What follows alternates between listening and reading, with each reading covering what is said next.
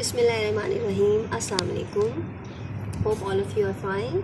So before watching my video, please kindly subscribe my channel. Thank you. Acha, today we are going to discuss active transport. ठीक है, there are two type of transport in the cell. That is, one is active transport, one is passive transport. The passive transport is the transport which requires no energy. Okay, it just occurs naturally that from higher concentration to lower concentration things move and no energy is required. While there is active transport, we are talking about active transport. This is the transport that requires energy. ठीक है, तो passive और active में जो main difference है वो ये है कि पैसिव में एनर्जी की कोई ज़रूरत नहीं है और एक्टिव ट्रांसपोर्ट एनर्जी यूज़ करके जो है वो पार्टिकल्स को मालिक्यूल्स को मूव करती है. So what is the definition of active transport? Active transport is the movement of molecules or ions across cell membrane against their concentration gradient requiring energy input. So against concentration gradient जब हम बोलते हैं ना, concentration gradient क्या होता है? Concentration gradient is the spatial difference between concentration of substances. Spatial का मतलब होता है अक्रॉस अ मेम्ब्रेन और रीजन. किसी भी मेम्ब्रेन के अक्रॉस जो सब्सटेंसेस की कंसंट्रेशन में डिफरेंस है ना, उसको कंसंट्रेशन ग्रेडियंट बोलते हैं. और जो डायरेक्शनल होता है वो होता है हायर टू लोअर, यानी कि हायर टू लोअर जो है वो चीज़ें मूव करती हैं. जब हम बात करते हैं अगेंस्ट कंसंट्रेशन ग्रेडियंट ना, तो उसका मतलब होता है कि लोअर टू हाई, यानी कि किसी चीज़ की कम कंसंट्रेशन से वो ज़्यादा की तरफ जो जाए तो उसको अगेंस्ट कंसंट्रेशन ग्रेडियंट बोलते हैं. तो एक्टिव ट्रांसपोर्ट जो है वो अगेंस्ट कंसंट्रेशन ग्रेडियंट होती है, रिक्वायर्ड एनर्जी होती है. सो कैरेक्टरिस्टिक्स क्या हैं इसके? What is the characteristics of active transport? Energy dependent है, अगेंस्ट कंसंट्रेशन ग्रेडियंट है, सिलेक्टिव है और requires carrier proteins. Active transport होने के लिए हमें कैरियर प्रोटीन्स की जरूरत होती है जो सेल मेम्ब्रेन में लगी होती हैं. हमने पहले भी पढ़ा था. Let me give you an example of active transport. Okay, the membranes of nerve cells have carrier protein in the form of sodium potassium pump. अब सोडियम पोटाशियम पंप जो है ना वो एक्टिव ट्रांसपोर्ट की एक एग्जांपल है.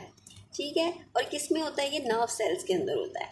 अब ये किस तरह वर्किंग करता है कि at rest when nerve cell is not conducting nerve impulse, जब नर्व सेल में जो है वो नर्व इम्पल्स की कंडक्शन नहीं हो रही होती ना, तो उसके अंदर एक्टिव जो हमारा जो ये ट्रांसपोर्ट है ना सोडियम पोटाशियम पंप, वो किस तरह काम करता है? ATP को यूज़ करके वो मेंटेन करता है higher concentration of potassium and lower concentration of sodium inside the cell. अब ये जो कंसंट्रेशन इस किस्म की है ना, ये ज़रूरी होती है न्यूरल फंक्शनिंग के लिए. ठीक है, नर्व इम्पल्स की फंक्शनिंग के लिए जो है न्यूरॉन जो नर्व सेल्स हैं उनकी फंक्शनिंग के लिए ये ज़रूरी है कि उनकी कंसंट्रेशन उनके अंदर पोटाशियम की ज़्यादा हो और सोडियम की कम हो.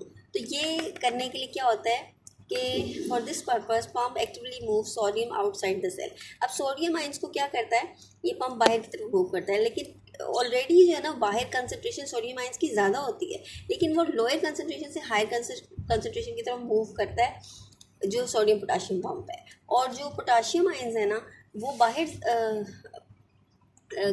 जो है वो बाहर से जो है वो अंदर मूव करता है. ठीक है, potassium ion from outside to inside where they are higher in concentration. Potassium ions already अंदर ज़्यादा ही होते हैं, लेकिन फिर भी वो लोअर कंसंट्रेशन जो बाहर उसकी लोअर कंसंट्रेशन उससे अंदर हायर कंसंट्रेशन की तरफ मूव करता है. ये सोडियम पोटाशियम पंप जो है ना एक्टिव ट्रांसपोर्ट की एक एग्जांपल है. Let me show you the picture, you will better understand with this picture. So ये देखिए ये एक मेम्ब्रेन है ना, इनसाइड ऑफ द सेल है और ये आउटसाइड ऑफ द सेल है, और एक कैरियर प्रोटीन लगी हुई है जो ATP यूज़ करके. ये देखिए, अब यहाँ पर inside the cell potassium ion ज़्यादा है और सोडियम कम है, और बाहर जो है वो सोडियम जो है वो ज़्यादा है और पोटाशियम कम है.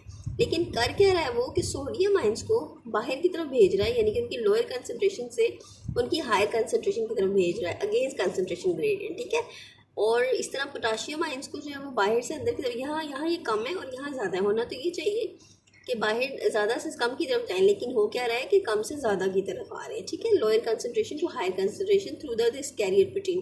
This is sodium potassium pump. So this is the phenomena of sodium potassium pump. This is an example of active transport. अब एक्टिव ट्रांसपोर्ट की ही दो और फॉर्म्स हैं जो मैं आपके साथ डिस्कस करूँगी. That is endocytosis and exocytosis. This is endocytosis. ठीक है, एंडोसाइटोसिस क्या है? ये भी एक्टिव ट्रांसपोर्ट है, इसमें भी एनर्जी रिक्वायर्ड है। डेफिनेशन क्या है इसकी? It is the process of cellular injection of bulky materials by the infolding of cell membrane.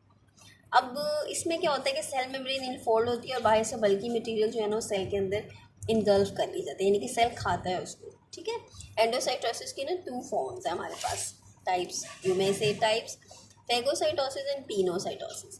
Phagocytosis क्या है? सेलुलर ईटिंग है, और पिनोसाइटोसिस जो है ना सेलुलर ड्रिंकिंग है। ये खाना है और ये पीना है, यानी कि सेल का भी खाना पीना जो है वो हमारी तरह साथ साथ चल रहा है, उसके बगैर उसका गुजारा नहीं है। फेगोसाइटोसिस में क्या हो रहा है? In phagocytosis cell takes in solid material. जब सॉलिड मटेरियल सेल के अंदर इनगल्फ हो रहा है सेल मेम्ब्रेन के थ्रू, तो वो फेगोसाइटोसिस है, और जब वाटर जो है वो अंदर जाएगा तो वो पिनोसाइटोसिस होगा, cellular drinking. In pinocytosis cell takes in liquid in the form of droplets की फॉर्म में पानी सेल के अंदर जाता है, लिक्विड कोई भी, तो उसको जो है वो पिनोसाइटोसिस बोलते हैं। ठीक हो गया, ये 2 फॉर्म्स हैं हमारी एंडोसाइटोसिस की, यानी कि सेल के अंदर जो चीज़ आ रही है, खाना पीना आ रहा है। एक्सोसाइटोसिस क्या है? एक्सपोर्ट करना बाहर की तरफ। ठीक है, जो बल्की मटेरियल सेल के अंदर है उनको बाहर की तरफ करना। It is a process through which bulky materials are exported. ठीक है, अब इसमें होता क्या है? इसमें जो इस प्रोसेस के अंदर क्या होता है कि adds new membrane which replaces the part of cell membrane lost during endocytosis. अब एंडोसाइटोसिस जब होता है ना, तो ऐसे करके इनगल्फ अंदर की तरफ जब वो होती है ना, तो वहाँ से सेल मेम्ब्रेन का एक पार्ट लॉस्ट हो जाता है, और वही पार्ट जो है ना वो जो पार्ट है ना वो रिप्लेस कर देता है। एक्सोसाइटोसिस जब होती है ना, जब बाहर निकलता है, तो वहाँ से वो वेजिकल मेम्ब्रेन जो का जो लॉस्ट पार्ट है ना उसको दोबारा बना देता है। ये एक्चुअली प्रोसेस जो है ना वो इकट्ठे इकट्ठे हो रहे होते हैं। ये ऐसा नहीं है कि जी एंडोसाइटोसिस हो रही है तो 2 दिन बाद एक्सोसाइटोसिस हो रही है, ऐसा नहीं है। सेल के अंदर सारे प्रोसेस जो है ना एट द सेम टाइम हो रहे होते हैं, जिसकी वजह से जो है वो उसी टाइम उसकी जो है वो मेम्ब्रेन जो लॉस्ट होती है वो रिप्लेस हो जाती है। Let me show you the diagram, you will better understand with this. So this is showing endocytosis and exocytosis. अब ये देखें, ये एंडोसाइटोसिस है। अब ये देखिए बाहर से बल्की मटेरियल आ रहा है, ये सेल मेम्ब्रेन है, ये सेल मेम्ब्रेन इनफोल्ड हो रही है और मटेरियल अंदर की तरफ जा रहा है। इन्वेजिनेशन इन मेम्ब्रेन। अब ये देखें एक वेसिकल जो है वैक्यूल अंदर आ गया सेल के, और यहाँ से जो है ना सेल मेम्ब्रेन का एक पार्ट थोड़ा लॉस्ट होता है जब ये अंदर आती है। अब ये एक्सोसाइटोसिस में क्या हो रहा है? बल्की मटेरियल टू बी एक्सपोर्टेड, जो मटेरियल बाहर की तरफ जाना है मटेरियल्स हैं। अब ये जो वेसिकल्स बनते हैं ना, गोल्जी ऑपरेटर्स वगैरह बना के भेजते हैं, वेसिकल्स बना देते हैं। ये वेसिकल फ्यूज़ हो जाता है सेल मेम्ब्रेन के साथ, और फिर आहिस्ता आहिस्ता ये जो है वो यहाँ से रिलीज़ हो जाता है। ठीक है, दिस कम आउट, तो दिस इज़ एक्सोसाइटोसिस। ठीक है, एंडोसाइटोसिस अंदर आना, एक्सोसाइटोसिस बाहर जाना, बल्की मटेरियल। ठीक हो गया। So this is all about active transport, endocytosis, exocytosis. Hope you have understood. Keep watching my video. Thank you. Allah Hafiz.